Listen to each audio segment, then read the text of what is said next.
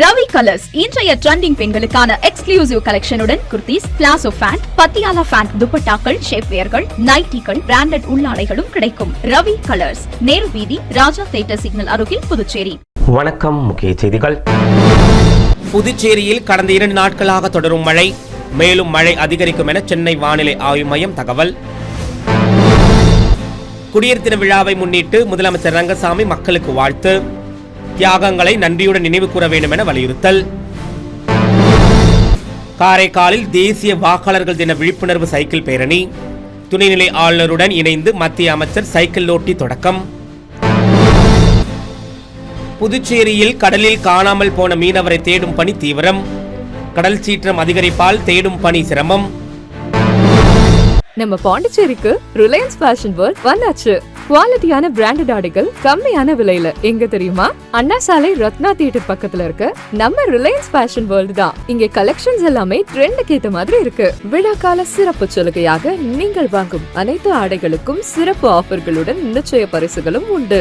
கம்மியான பிரைஸ்ல பிராண்டட் ஆடைகள் வாங்க அண்ணா சாலை ரிலையன்ஸ் ஃபேஷன் வேர்ல்ட் வாங்க. ரிலையன்ஸ் ஃபேஷன் வேர்ல்ட் நம்பர் 460 அண்ணா சாலை ரத்னா தியேட்டர் அருகில், புதுச்சேரி. இனி விரிவான செய்திகள். புதுச்சேரி, காரைக்கால் பகுதிகளில் ஞாயிற்றுக்கிழமை மற்றும் திங்கட்கிழமைகளில் மிதமான மழை முதல் கனமழைக்கு வாய்ப்பிருப்பதாக சென்னை வானிலை ஆய்வு மையம் தெரிவித்துள்ளது. வடகிழக்கு பருவமழை நிறைவு பெற்ற நிலையில் அடுத்ததாக ஜனவரி, பிப்ரவரி மாதங்களில் பெய்யக்கூடிய குளிர்கால மழை தற்போது தமிழ்நாட்டிலும் புதுச்சேரியிலும் ஆங்காங்கே பெய்ய தொடங்கியுள்ளது. அதன்படி தமிழகம், இலங்கை கடலோர பகுதிகளுக்கு சற்று தூரத்தில் உள்ள தென்மேற்கு வங்கக்கடல் பகுதிகளில் மேல் கிழக்கு திசை வளிமண்டல அலை நிலவுவதால் இதன் காரணமாக தமிழ்நாட்டிலும் புதுச்சேரியிலும் ஞாயிற்றுக்கிழமை மற்றும் திங்கட்கிழமை சில இடங்களில் மழைக்கு வாய்ப்பிருப்பதாக வானிலை ஆய்வு மையம் தெரிவித்துள்ளது. அந்த வகையில் ஞாயிற்றுக்கிழமை அன்று தமிழ்நாட்டில் சில இடங்களிலும் புதுச்சேரி, காரைக்கால் பகுதிகளிலும் இடி மின்னலுடன் கூடிய மிதமான மழை பெய்யக்கூடும் என்றும், விழுப்புரம், கள்ளக்குறிச்சி, கடலூர் உள்ளிட்ட மாவட்டங்களிலும் கனமழைக்கு வாய்ப்பிருப்பதாகவும் தெரிவிக்கப்பட்டுள்ளது. திங்கட்கிழமை அன்று தமிழ்நாட்டில் சில இடங்களிலும் புதுச்சேரி, காரைக்கால் பகுதிகளிலும் மிதமான மழை பெய்யக்கூடும் என சொல்லப்பட்டிருக்கிறது. தமிழ்நாட்டில் சென்னை உள்ளிட்ட சில இடங்களில் மிதமான மழை பதிவானது குறிப்பிடத்தக்கது. சனிக்கிழமை இரவு தொடங்கி ஞாயிற்றுக்கிழமை அதிகாலை முதல் கனமழை பெய்து வருவதால் புதுச்சேரியில் உள்ள நகரப்பகுதி மற்றும் கிராம பகுதிகளிலும் தொடர்ந்து மழை பெய்து குளிர்ச்சியான சூழ்நிலை நிலவி வருகிறது. பனிக்காலம் மட்டும் முடியும் நிலையில் மழையும் பெய்து வருவதால் குளிர் மேலும் அதிகரித்து காணப்படுவதாக பொதுமக்கள் சார்பில் தெரிவிக்கப்பட்டுள்ளது.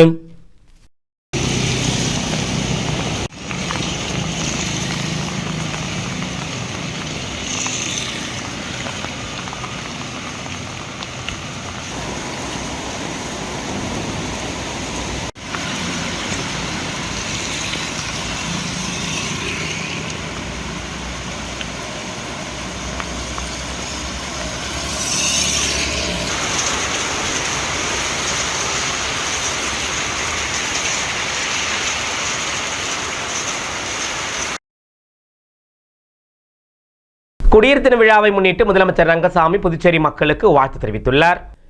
குடியரசு தின விழாவை முன்னிட்டு புதுச்சேரி முதலமைச்சர் ரங்கசாமி விடுத்துள்ள வாழ்த்துச் செய்தியில், விடுதலை பெற்ற இந்திய திருநாட்டை தொலைநோக்கு பார்வை கொண்ட நமது தலைவர்கள் ஒற்றுமை, தியாகம் மற்றும் வலுவான கொள்கைகள் மூலம் இறையாண்மை கொண்ட குடியரசாக உருவாக்கியுள்ளனர் என குறிப்பிட்டுள்ளார்.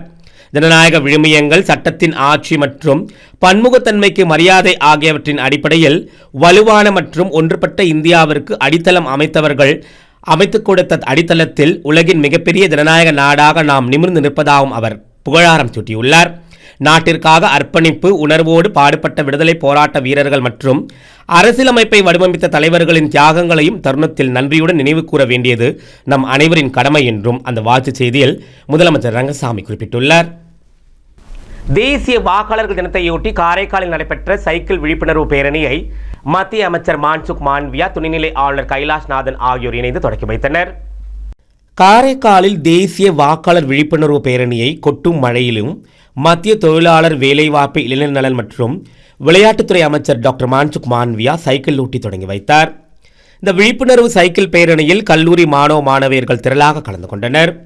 ஜனநாயகத்தில் வாக்களிப்பதன் அவசியம், புதிய வாக்காளர்கள் தங்கள் ஜனநாயக கடமை என வாக்களித்து மகிழ்ச்சி அடைய வேண்டும், தங்கள் பிரதிநிதித்துவத்தை நிறைவேற்றுவதற்கு வாக்களிப்பது என்பது அனைவரின் கடமையாகவும் உரிமையாகவும் உள்ளது என்பது குறித்து விழிப்புணர்வு ஏற்படுத்தப்பட்டது.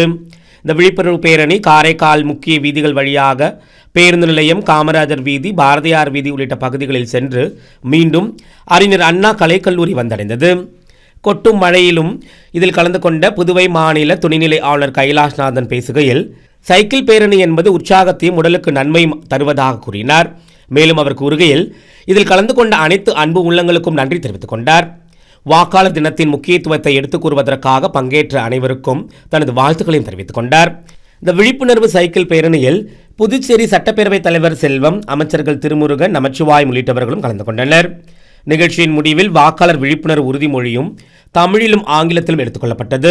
இந்த உறுதிமொழியினை ஆளுநர், அமைச்சர்கள், கல்லூரி மாணவ மாணவிகள் மற்றும் பேரணியில் கலந்து கொண்ட அனைவரும் எடுத்துக்கொண்டனர். தொழில்நுட்ப வளர்ச்சியால் மனித வாழ்க்கை ஈஸியாக மாறினாலும் உடல் இயக்கம் குறைந்து வருகிறது.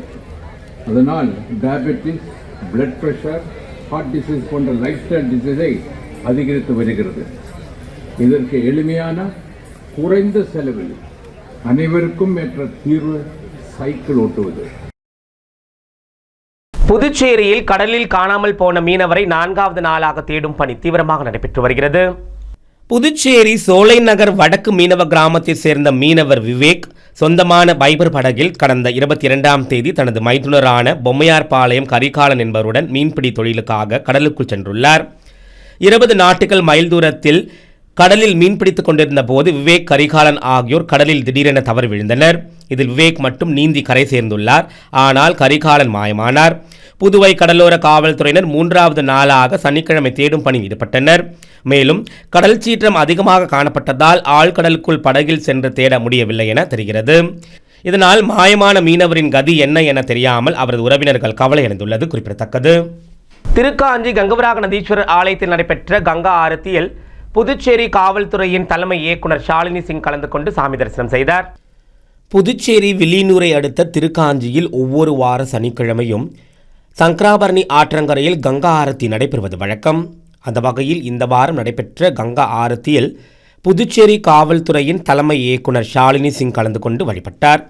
மேலும் திருக்காஞ்சி கங்கவராக நதீஸ்வரர் ஆலயத்தில் நடைபெற்ற பூஜையில் கலந்து கொண்டு சாமி தரிசனம் மேற்கொண்டார். அவருக்கு ஆலயம் சார்பில் கௌரவிக்கப்பட்டு பிரசாத பை வழங்கப்பட்டது. இந்த பூஜையின் போது அப்பகுதியைச் சேர்ந்த காவல்துறை அதிகாரிகளும் கலந்து கொண்டனர். கங்கா ஆரத்தியின் போது திரளான பக்தர்கள் கலந்து கொண்டு சங்கராபரணி ஆற்றங்கரையில் விளக்கேற்றியும் வழிபட்டனர். அண்ணா திடல் பகுதியில் பாஜக சார்பில் வைக்கப்பட்டுள்ள பேனர்களை அகற்றாமல் இருப்பதை கண்டித்து இளைஞர் காங்கிரசினர் ஆர்ப்பாட்டத்தில் ஈடுபட்டனர். புதுச்சேரி ஸ்மார்ட் சிட்டி திட்டத்தின் மூலம் கட்டப்பட்டுள்ள அண்ணா திடலில் விளையாட்டு அரங்கத்தை கடந்த மாதம் மத்திய இணையமைச்சர் திறந்து வைத்தார். தொடர்ந்து சுவாமி விவேகானந்தரின் பிறந்தநாளையொட்டி பாரதிய ஜனதா கட்சி சார்பில் விளையாட்டுப் போட்டிகளும் நடத்தப்பட்டது.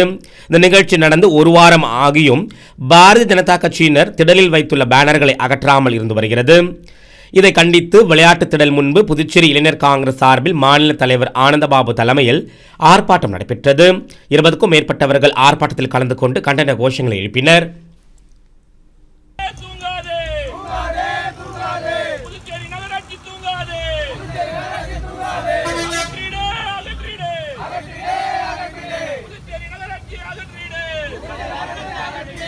மண்ணாடிப்பட்டு தொகுதியில் முன்னாள் துணை சபாநாயகர் செல்வம் காங்கிரஸ் கட்சி சார்பில் போட்டியிட விருப்ப மனு அளித்துள்ளார். புதுச்சேரியின் முன்னாள் துணை சபாநாயகர் செல்வம் வரும் சட்டசபை தேர்தலில் மண்ணாடிப்பட்டு தொகுதியில் மீண்டும் போட்டியிட முடிவு செய்து முக்கிய பிரமுகர்களை சந்தித்து ஆதரவு திரட்டி வருகிறார். நிலையில் காங்கிரஸ் கட்சியில் இணைந்து தொகுதியில் போட்டியிட முடிவு செய்துள்ள அவர் வெள்ளிக்கிழமை இரவு காங்கிரஸ் கட்சியின் மாநில தலைவர் வைத்திலிங்கம், முன்னாள் முதலமைச்சர் நாராயணசாமி ஆகியோரை சந்தித்து கட்சியில் இணைவதற்கான விருப்ப மனு அளித்துள்ளார். இதையடுத்து ஓரிரு நாட்களில் காங்கிரஸ் கட்சியில் முன்னாள் துணை சபாநாயகர் செல்வம் இணைவார் என தெரிகிறது. இதனால் வரும் சட்டசபை தேர்தலில் காங்கிரஸ் கட்சி சார்பில் முன்னாள் துணை சபாநாயகர் செல்வம் மண்ணாடிப்பட்டு தொகுதியில் போட்டியிடுவது உறுதியாகியுள்ளது. புதுச்சேரியின் அடையாளங்களை புறக்கணித்துவிட்டு குடியரசு தின அலங்கார ஊர்தி தயாரித்தது ஏன் என சட்டமன்ற எதிர்க்கட்சித் தலைவர் சிவா கேள்வி எழுப்பியுள்ளார். புதுச்சேரி அரசு சார்பில் தயாரிக்கப்பட்டுள்ள குடியரசு தின அலங்கார ஊர்தி குறித்து சட்டசபை எதிர்க்கட்சித் தலைவர் சிவா விடுத்துள்ள அறிக்கையில், புதுடெல்லியில் நடைபெறும் குடியரசு தின விழாவில் அலங்கார ஊர்தி அணிவகுப்பில் புதுச்சேரி யூனியன் பிரதேசம் சார்பில் முதல் முறையாக ஊர்தி பங்கேற்பது நமக்கு பெருமை என குறிப்பிட்டுள்ளார். இந்த வாய்ப்பை முறையாக பயன்படுத்தி புதுச்சேரி ஊர்தியின் கருப்பொருளான புதுச்சேரி கைவினை மற்றும் கலாச்சார பாரம்பரியத்தையும் புதுச்சேரியின் ஆன்மீக தொலைநோக்கையும் நாம் சிறப்பாக காட்சிப்படுத்தியிருக்க வேண்டும் எனவும் அதனை தவறவிட்டு விட்டதாகவும் அவர் கூறியுள்ளார். புதுச்சேரிக்கான கலாச்சாரமும் பாரம்பரியமும் கைவினை தொழிலும் அலாதையானது என்றும் குறிப்பிட்டுள்ள அவர் நமது தொல்லியல் பகுதியான அரிக்கைமேடு அதை பறைசாற்றுவதாகவும் குறிப்பிட்டுள்ளார். ரோமானியர்களுடன் நாம் கொண்டிருந்த வியாபார தொடர்பு நமது கைவினை உற்பத்தி உலகெல்லாம் பறைசாற்றுவதாக கூறியுள்ள அவர் புதுச்சேரியை பிரெஞ்சு கலாச்சாரத்தின் ஜன்னல் என்று அலங்கரித்தவர் பிரதமர் நேரு எனவும் தெரிவித்துள்ளார். இதுபோன்ற பாரம்பரிய கலாச்சார அடையாளங்களை புறக்கணித்துவிட்டு குடிசையையும் தியான மண்டபத்தையும் குதிரைகளையும் காட்டுவது ஏற்புடையது அல்ல என குறிப்பிட்டுள்ளார். புதுச்சேரியில் இணையவழி மூலம் 3 பேரிடம் 10 லட்சம் ரூபாய்க்கு மேலாக மோசடி செய்த கும்பலை சைபர் கிரைம் காவல்துறையினர் தேடி வருகின்றனர்.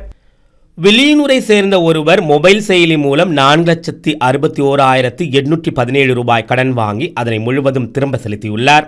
நிலையில் மர்ம நபர் ஒருவர் அவரது படத்தை மார்பிங் செய்து அனுப்பி கூடுதல் பணம் கேட்டு மிரட்டியுள்ளதாக தெரிகிறது. இதில் பயந்து போன அந்த மர்ம நபருக்கு 9,17,290 அனுப்பி அந்த நபர் ஏமாந்துள்ளார். இதேபோல் பாகூரை சேர்ந்த பெண் ஒருவர் 1,24,000 ரூபாயும், ரெட்டியார் பாலத்தை சேர்ந்த ஒருவர் 6,000 ரூபாயும் 3 பேர் மோசடி கும்பலிடம் 10,47,290 ரூபாய் ஏமாந்துள்ளனர். இது குறித்த புகாரின் பேரில் சைபர் கிரைம் காவல்துறையின் வழக்கு பதிந்து விசாரித்து வருகின்றனர். அடுத்து வருவது புதுவையில் இன்றைய தங்கம் மற்றும் வெள்ளி விலை நிலவரம்.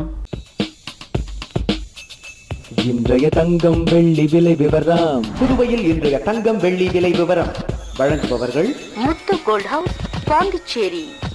தங்கம் 1 கிராம் 14,540 ரூபாய். இன்றைய தங்கம் வெள்ளி விலை விவரம். வெள்ளி 10 கிராம் 3,520 ரூபாய். இத்துடன் ஏஎம் செய்தி நிறைவடைந்தன. வணக்கம். உங்கள் முத்து சில்க் ஹவுஸின் புதுச்சேரி நேரு வீதி வணிக திருவிழா வருகின்ற ஜனவரி 1 முதல் பிப்ரவரி 20 வரை. நீங்கள் வாங்கும் ஆடைகளுக்கு பரிசு கூப்பன்களை பெற்று உங்களுக்கான பரிசுகளை வென்று மகிழ்ச்சி அடையுங்கள். முத்து சில்க் ஹவுஸ், புதுச்சேரி. உங்கள் ஏஎம்என் டிவி செய்திகளை யூடியூபில் உடனுக்குடன் காண ஏஎம்என் டிவி பாண்டிச்சேரி சேனலை சப்ஸ்கிரைப் செய்யுங்கள். பெல் பட்டனை மறக்காமல் கிளிக் செய்யுங்கள்.